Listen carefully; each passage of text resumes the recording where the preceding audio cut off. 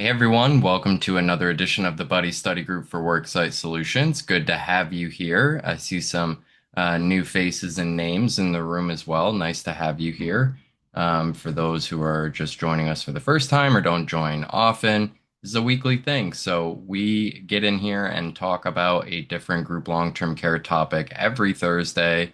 And on the individual long-term care side, you'll get that same time on Tuesdays. So this is a weekly thing. We're happy to have you with us. We hope you stay with us. Today, we are going to talk about large groups.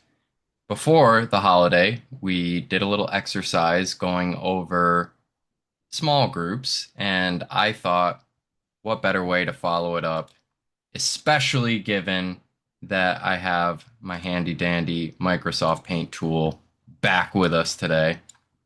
So I think what this is going to do to help us with the conversation, and you can see the setup has leveled up because I have vector lines now for the chart, but I just generally want to go over the positives and what we might consider negatives of large groups. I think when we did this with small groups, it really helped us kind of cut through to some of the most important things to know. On the plus side, you'll kind of know what the advantages are of working with large groups so you can take advantage of those things. And when we talk about the negatives or challenges of working with large groups, you'll know where people can commonly find frustration or get stuck or just help you to maybe avoid a possible bad outcome or roadblock that you may have otherwise run into. So we'll take it right through the exercise. Feel free to drop your questions in the chat. Let's see. And why don't we kick it off? Okay. So, as you can imagine, one of the positives about working with a large group is number one, lots of clients, right? You have the potential to work with, we're talking thousands of people, and in the very largest cases, tens of thousands of people, right? So this is a lot of folks to be able to potentially access, educate about long-term care.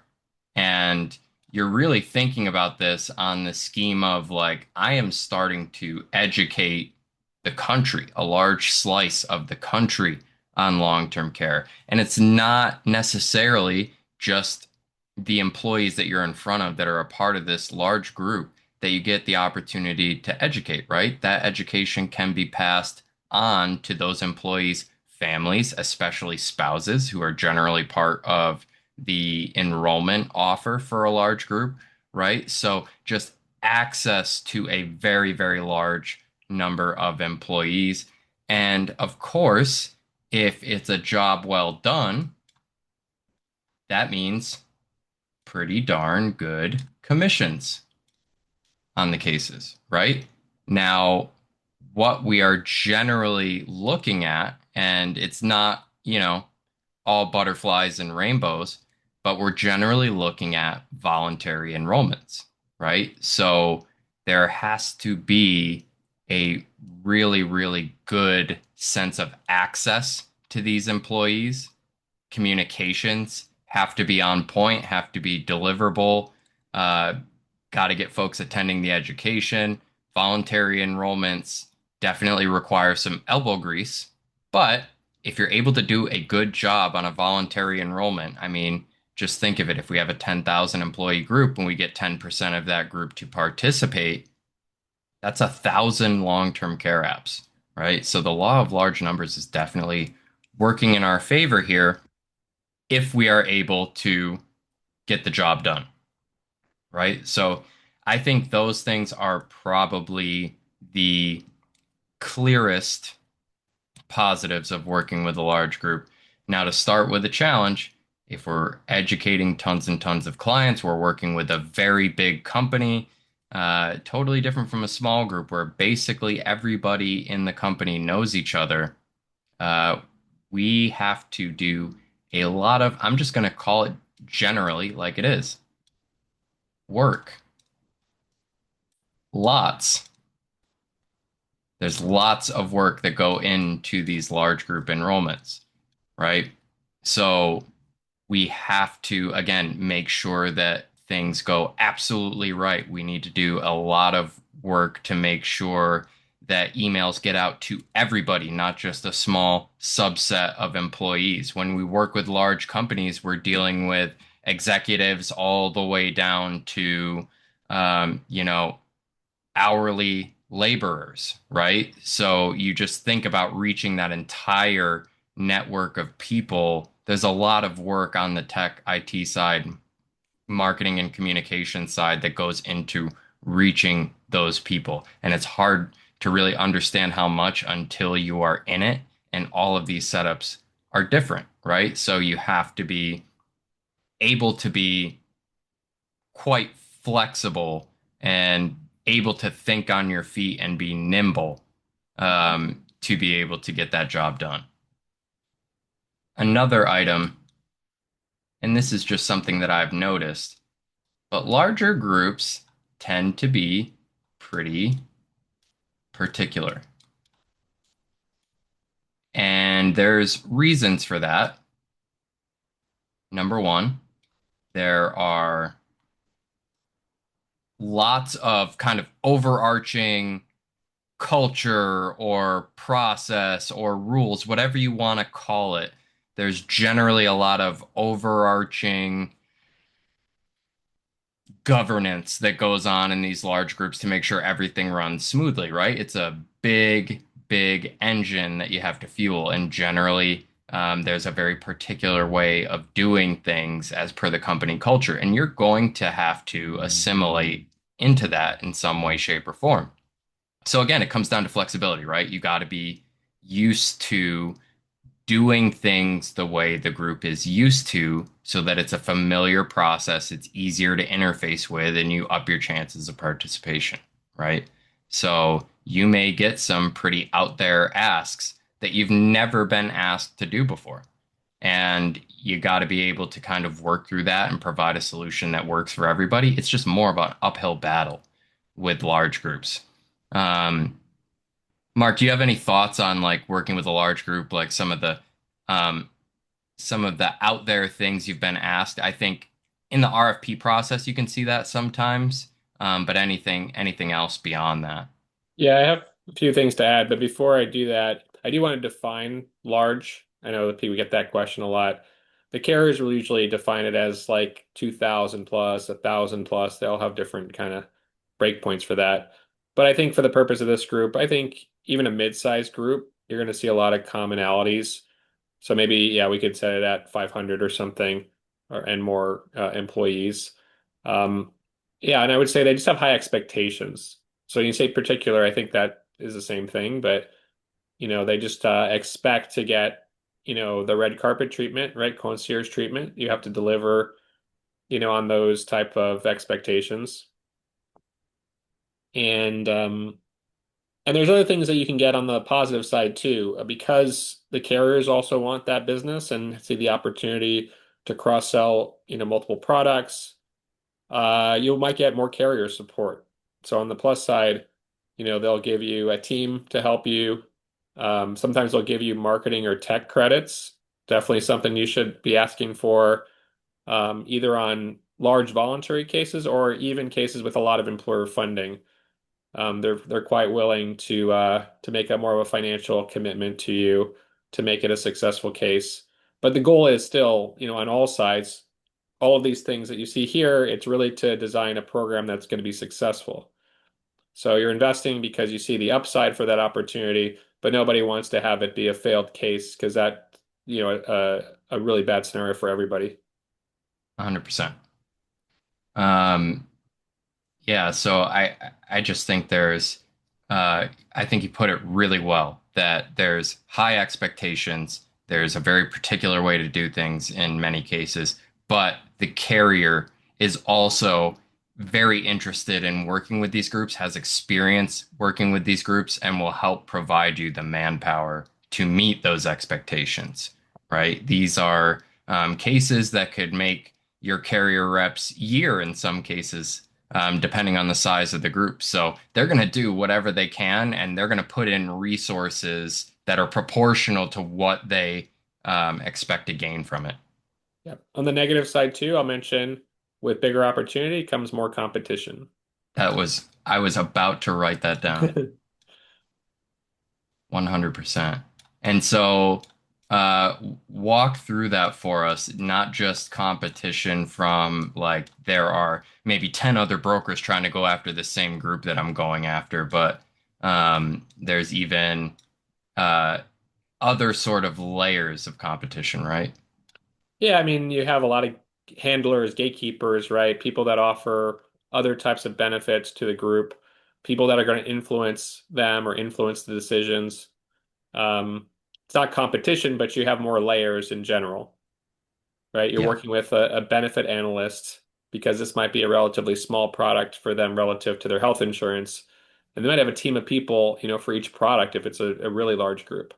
Yeah. So you just have to navigate, kind of the bureaucracy, right, that you're going to run into there. Getting access to do the marketing and education requires multiple approvals. Maybe the person you're talking to is like, yeah, I can do that. And they bring it to their boss or their boss's boss. And they're like, nope, we're doing They're this actually instead. outnumbered, right? In what they Yeah. think. Yeah. So you do have to be able to be fluid, and pivot to being able to support them the way that they want to be supported. You still try to get the conditions that will make it successful, and you kind of have to stay firm on that. But you just have to find solutions as those types of challenges come up. It's not something to be afraid of. It's just something that's the reality of that, larger corporate world. Yeah, and I think going along with that, slow moving, like you said, lots of gatekeepers gum up the process. These are huge companies with so many decision makers that it can move slow. And from a time aspect and really from a monetary aspect to be able to expand to meet this, even with carrier support, these are big, big investments of time. Um, Even for us, when we meet with very large groups, there are hours and hours and hours of meetings that take place before a group may even say, okay, yeah, let's go for proposals, right? Um, Sometimes these large groups are not just a straightforward employer group. Sometimes it is, some sort of association or it is some sort of large franchise corporation. And those things you have to really help walk the carrier through the logistics. And the carrier really wants to see a plan from you as to how you're going to create success given the non-traditional structure of this group, right? So large groups definitely come in all shapes and sizes. And that's why kind of the most flexible and nimble tend to win in this space. And by the way, if you're, you know, watching, listening to the recording and you think this won't be me, anybody in this room could secure a large group case. Okay. It's down to who you meet and how you can actually convey the value of what you're doing works just the same for a small group as it does for a large group. You've got to just generate that interest to get people down the road to finding out more. And then from finding out more, you've got to get them interested in getting the job done, right? Yeah, it's all about the relationship still, and it's all about the follow-up. So the cases, any long-term care case can take some time, but the larger cases, sometimes they're rolling out a new benefit and they need a year or, 6 months before they can actually do that. So you have to start in advance, but you have to stay in front of them because a year takes a long time in our world, right? And by the time they're ready to do it, you want to be still in front of them and not have someone else swoop in there. But you can leverage us. That's really the key with Buddy INS and the platform that we built for you. It's you can operate as a larger company, even if you're a one person brokerage, right? You can leverage all the technology we've built. So don't be afraid, like Jason said, to pursue the opportunities. Just kind of bring us in so we can help you do that kind of demo, give you that credibility with the platform aspects of of the enrollment. And even, we bring in teams from, this study group to be specialist consultants. We've had groups that have been, 30,000 plus, and we get a lot of one-to-one consultation requests. You don't have to do that all yourself. We can bring in a team of specialists to help you with that. So we've found ways to make accommodate any group, large or small, and make it successful. I think maybe just putting a dollar sign on the positive might be a bit too general, Hmm. um, because it's not just sort of the initial, sort of commission payout, whatever you want to call it, realized. It's not the initial value realized. It doesn't stop there. Larger groups generally get multiple enrollments, for example, right? The carrier wants a lot of at bats at this as well, right? And they know sometimes the first time doesn't represent, um, sorry, trying to write in Microsoft Paint and talk is hard. Um, they know it's not just that initial enrollment that's going to capture everyone, especially given the logistics required to reach all of these people, right? So the carrier, as part of their support, will many times grant you multiple enrollments. And by multiple enrollments, I don't just mean you have your initial enrollment and then annual enrollment every year. I mean multiple GI periods.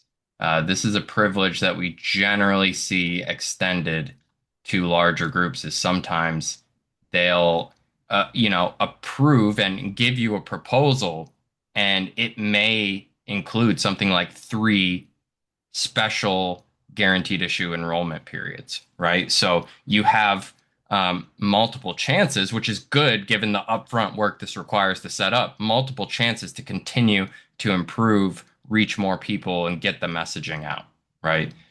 So I think that's a big deal. So not just sort of thinking about initial payday, but you may get multiple GI enrollments, but also tons of new hires, right? These large companies are growing quite a bit.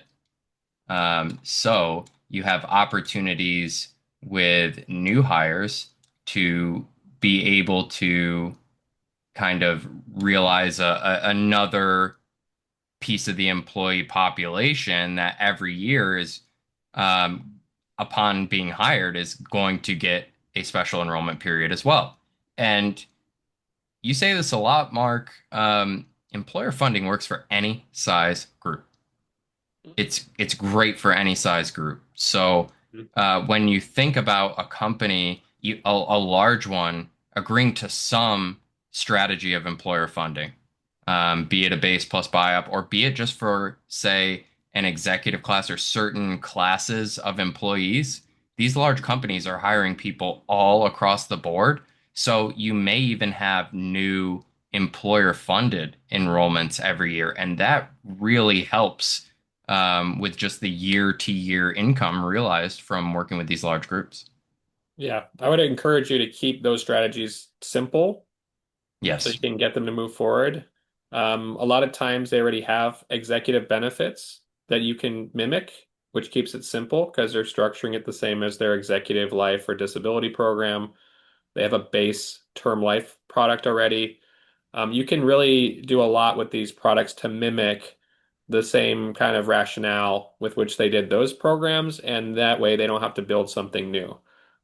Even the documents, the legal documents that they might put together as to who's eligible, they can just kind of piggyback off of what they've already done.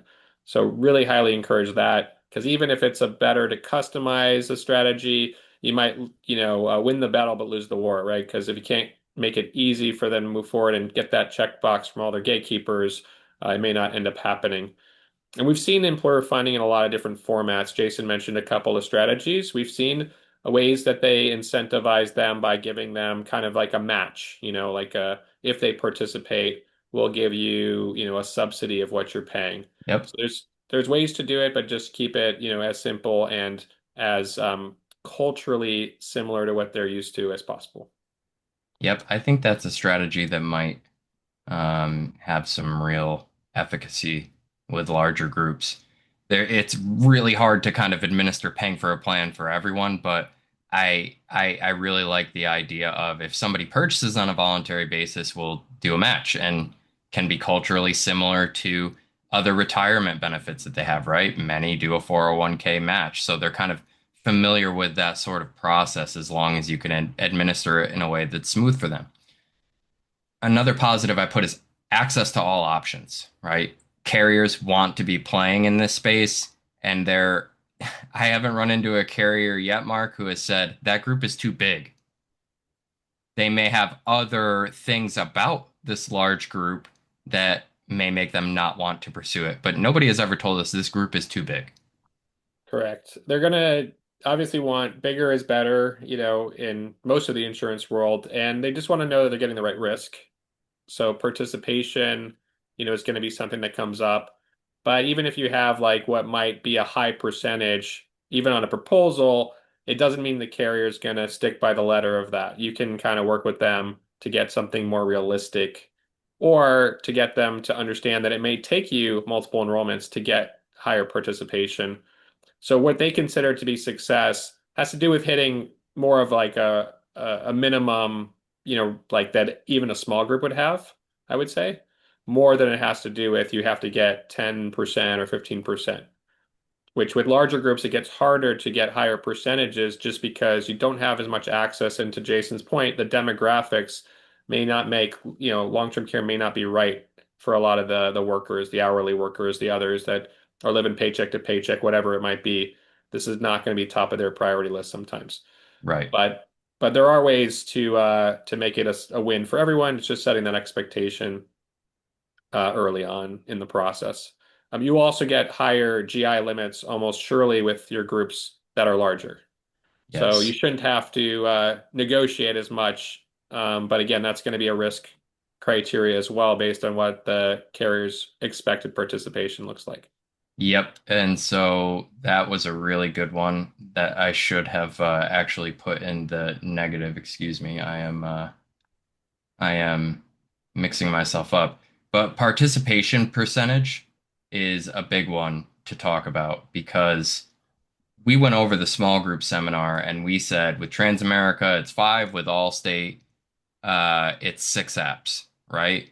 And so you can employer fund five or six applications, and all of a sudden you're no longer worrying about participation.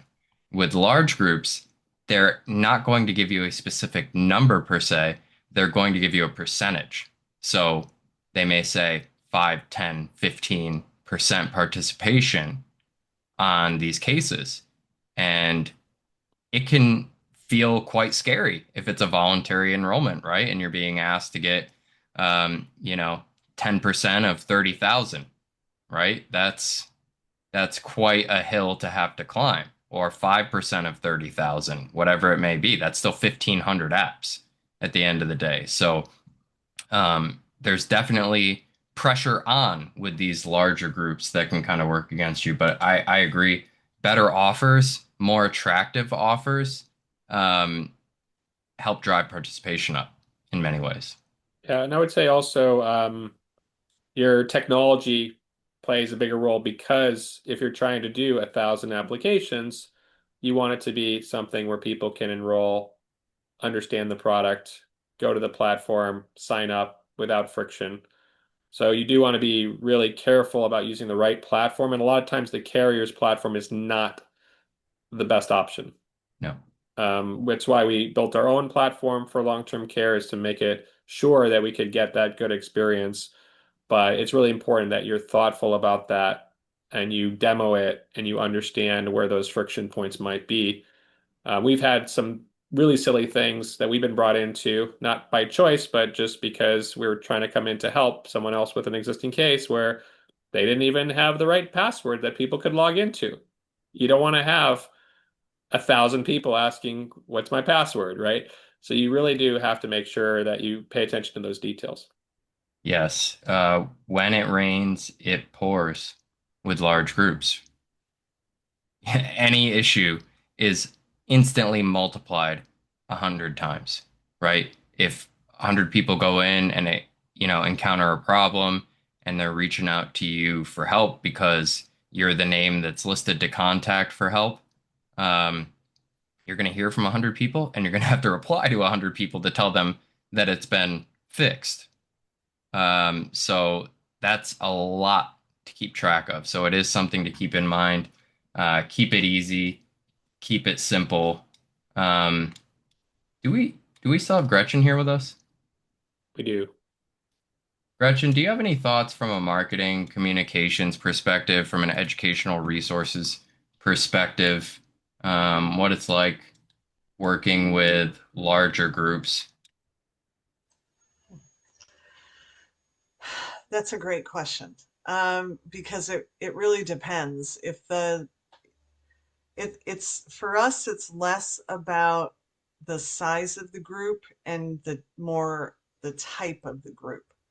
So Hmm. if it's an employer versus an association is where we get into the bigger differences, because a lot of times the employers, whether they're a smaller employer or a larger employer, a lot of times they want to do their own communication.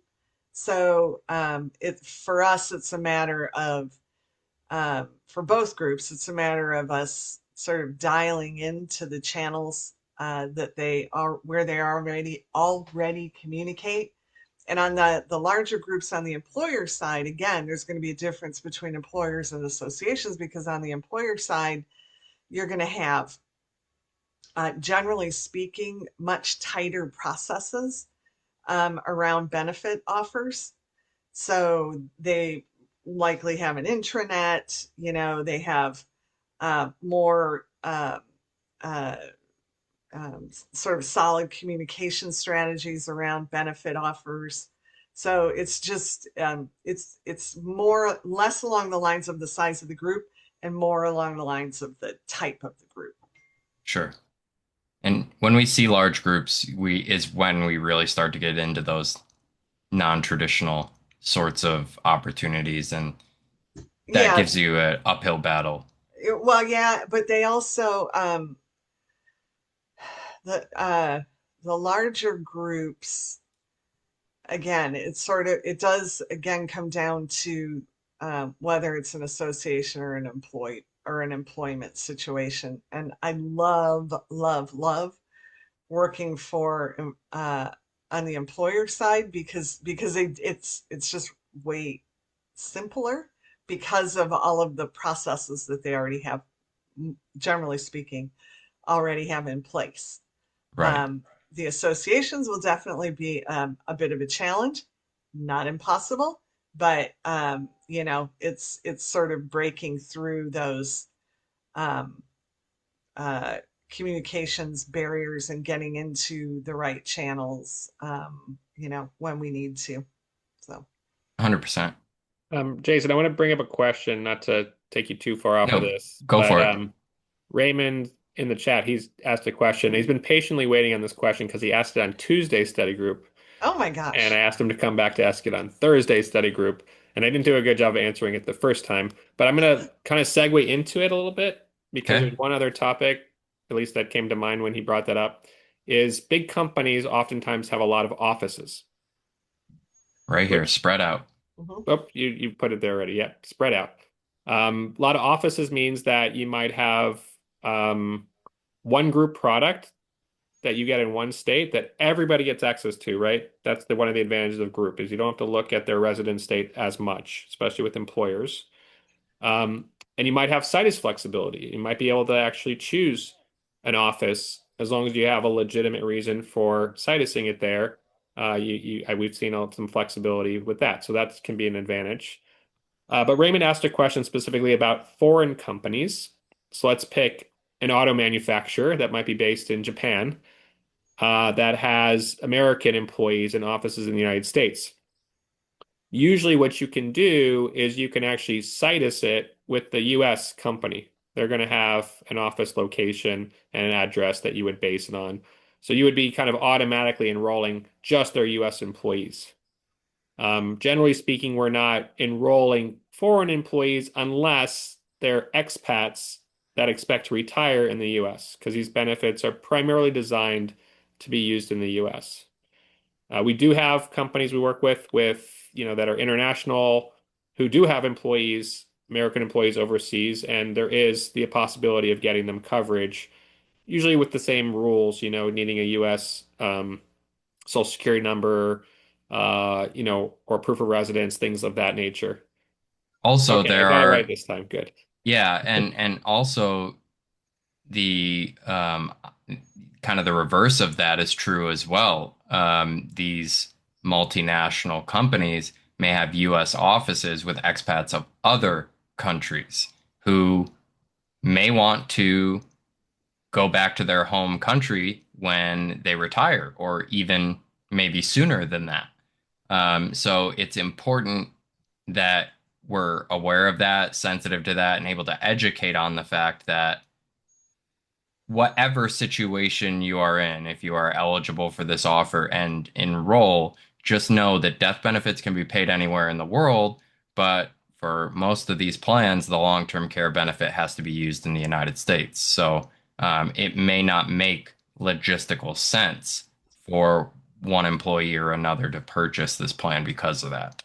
And that's kind of what can make the participation a little nerve-wracking, right? Is with a larger employee populace in general, you also have a larger portion of people who this plan may not be the right fit for them, right?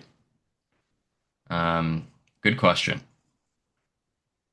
I'm trying to, you know, on the marketing and communication side, Gretchen, thanks for giving the perspective there. Um, you know, a lot of the large groups that we've worked with directly that are employers, and we're talking very, very large groups, have been with other partners who want what we bring to enrollments as sort of part of their team. So we're called in to help with those opportunities.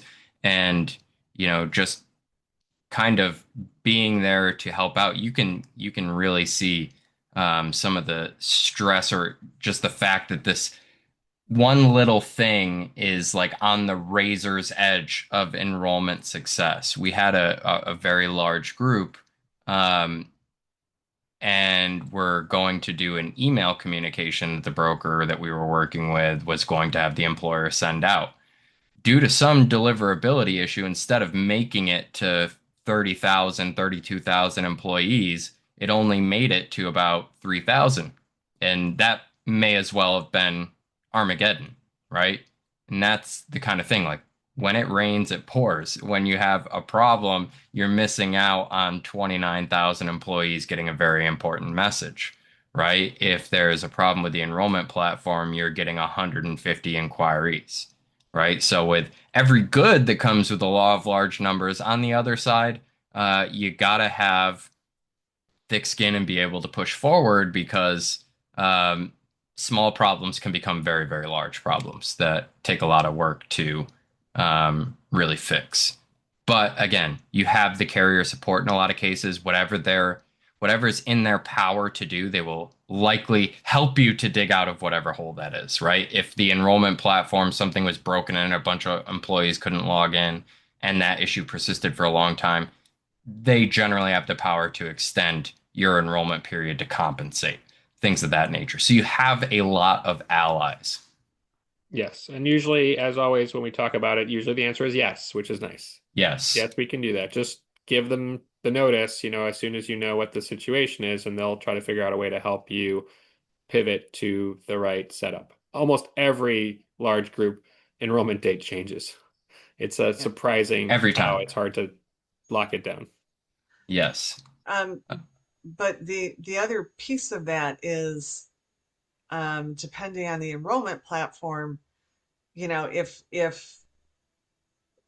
we have access to see sort of how the enrollment is going, who's enrolling, where they're getting stuck, and we can see patterns. So if we see, oh, we've had a group of 10 people and they're all getting stuck at the same place, there might be an issue there. So we're also monitoring Mhm. the process. And usually we'll add, we call it shadow close week, but adding a buffer gives you flexibility, knowing that you might need a couple extra weeks. you can anticipate it, and therefore you're not changing their effective date. You're just kind of opening up that extra time that you have allocated as a safety net. But even if you have to move it back and change the effective date, that works too. It's just more disruptive. It changes people's pricing based on their new age at that effective date. Things like that that just make it harder to communicate. Hey, Anything else? Jason, Yeah, Jason, Gretchen. do you want to bring up the concept of surveys? Yeah, I think that's a very worthwhile topic. And it's something we're still continuing to experiment with and sort of prove out, right? Because you can have survey results, but then you need to kind of back up and compare what your survey results were to the actual results of the enrollment if we grant their wish. But one of the practices we've started experimenting with is surveys. So this is especially common in our mind for groups that are hovering on the border of you should do some form of employer funding to ensure success here, but there is just no way any amount of employer funding can happen. So it's something that we use to kind of scout participation ahead of time, and it's not necessarily um, a one-to-one metric. Like everybody who says, yes, I'll participate in this plan, I'll buy something on the survey doesn't necessarily mean that they will end up buying something when the rubber meets the road. But what it does is allows us to kind of gauge preliminary interest in a group long-term care plan before we go through all the steps of actually implementing an enrollment. And I think it's an important practice because if you can scout out early that there's going to be little to no participation, maybe you save yourself a lot of time and effort for very little compensation by saying we should hold off on this enrollment or saying no to the case. Now, that's a pretty rare occurrence. Um, but basically, it's reconnaissance. How much interest do we have out there? And we're still kind of formulating what baseline level of interest constitutes a green light. But you can generally get an idea from survey results. Hey, is it a good idea to bring this enrollment to this group now? Maybe we wait till down the line when something changes. Maybe we don't go forward with the enrollment ever at all. But I think for large groups, it's particularly uh, a good strategy to consider because on this side of the chart, big investments, right? Uh, Lots of time, lots of people, lots of money put into making these enrollments happen. So we want to remain as efficient as possible with all of these different areas, right? So if we can put out a survey to the employee populace, it does a few things besides just gauging interest, right? It gauges how does HR communicate with its employees? And is that communication system effective, right? We send out a survey to 10,000 employees and we get 50 responses or we get zero responses. Something's definitely wrong there. If we get a whole heck of a lot of responses and most of them are no, I would not participate, we're getting some free information there. Um, I just think it's a really good piece. And Gretchen, you can fill in any blanks or flavor you want to add. But I think surveys could be very, very effective for large groups who want to do a full voluntary enrollment. Um, but maybe you have a signal that there's not a ton of gusto from the decision makers. You think I characterized that well Yeah, enough? yeah. The other piece that I would say a survey can provide is if you get good engagement with the survey, you have a ready-made sales qualified lead right For there. sure. When the enrollment opens, you know who you're reaching out to first. So that's the other cool part of a survey. And we're just ending an enrollment tomorrow for a company that Jason, you did that survey for, and uh, I think we this ended up, so it's not over yet, no, it's not. but I'm actually pleasantly surprised this afternoon that it's going much better than it was this morning. yeah, So yeah.